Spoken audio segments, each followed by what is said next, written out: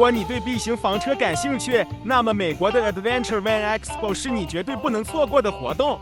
这是房车爱好者们1年1度的盛会。这个展会每年都会在美国多个城市巡回举办，包括科罗拉多、加州、犹他还有亚利桑那等地点。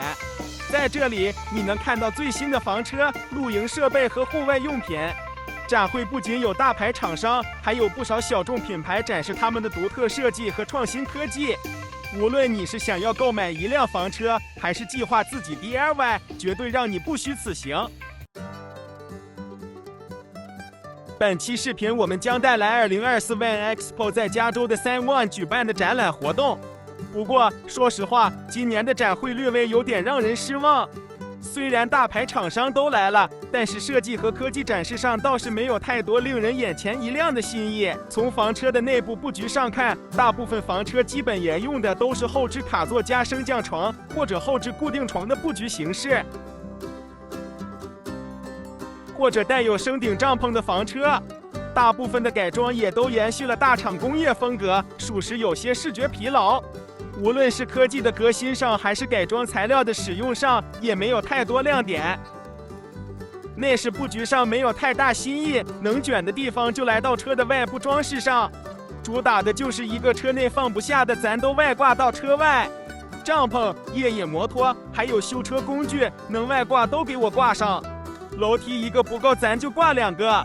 当然还是有几辆车还是特别亮眼。让我们来看看第一辆带着毕加索超现实主义风格的房车。整个房车的设计给人一种现代和复古的结合，就像把一个小型艺术画廊搬进了车里。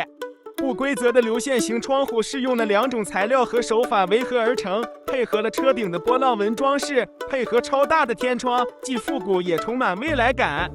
用色也很大胆，饱和度低的赭石红搭配了同样低饱和的土黄色，每一个细节都充满了设计师的巧思，既美观又实用。接着我们来看第2辆房车。这辆车在空间利用和储物设计上真的下了不少功夫，每一寸空间都被合理利用。这辆房车的布局是把浴室和卫生间布置在了驾驶室后面，并且驾驶室可以通过浴室通往车内。车尾依然安排的是卡座加升降床的设计，这样设计的好处是晚上睡觉的时候直接降下升降床，方便，但是牺牲掉了部分的储物空间。坐在升降床下面的卡座里，头部空间也会有些压抑，无法站立。第3辆房车的亮眼之处，除了设计装修风格上偏向于家居风格更有家的氛围，布局上也是众多房车布局里特别的存在。浴室安排在了驾驶室后面，并且用门分割了驾驶室和后面的居住区，这个是常见的安排。但它巧妙之处在于把餐桌安排在了车门入口的地方，用厨房的台面来分割后面床的区域和前面厨房区域，最大程度地增加了厨房的台面面积，也相对保持了卧室的私密性，避免了一上车床就一览无遗地展现在面前。墙面、天花板还有灯光的处理也很有新意。总的来说，虽然今年的 Adventure Van Expo 在设计和科技上没有特别让人激动和眼前一亮的部分，但还是有不少值得一看的房车。希望明年的展会能带来更多的惊喜和创新吧。好啦，今天的视频就到这里了。你对今年的展会有什么看法？最喜欢哪辆房车？在评论区告诉我吧。